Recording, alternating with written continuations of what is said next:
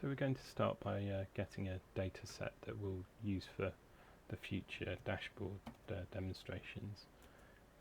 In reality, if you were using Einstein Analytics, you would be getting the majority of your data from your Salesforce instances, though you can just import a data set like I'm going to do here. The reality is that the benefits would come from integrating with Salesforce, and most of the time we would expect about 80% of the data to be coming from Salesforce and maybe 20% from additional systems. They will integrate and work well together. If you're doing predominantly data that's not coming from Salesforce, you probably won't be wanting to look at something like using Tableau.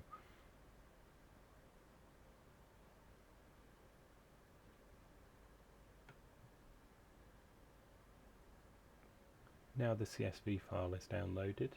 I've logged into the Salesforce org I'm using for this demo. It's a development org, and I'm just going to log into Analytics Studio, and we will create a data set from that CSV file.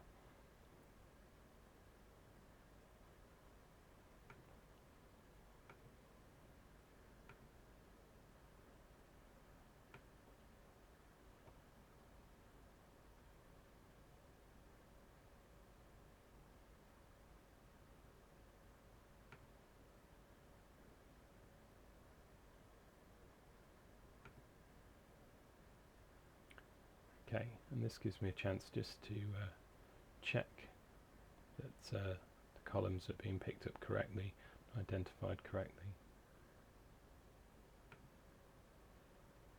that the price paid is being picked up as a measure. I can also make any changes I need to the field names.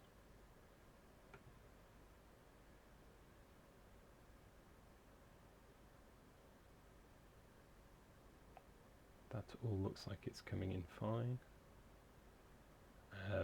And yes, this is accurate. If you're not from the area, Milton Keynes is a town, a district, and a unitary authority, so for addressing purposes, quite often you'll see Milton Keynes written multiple times.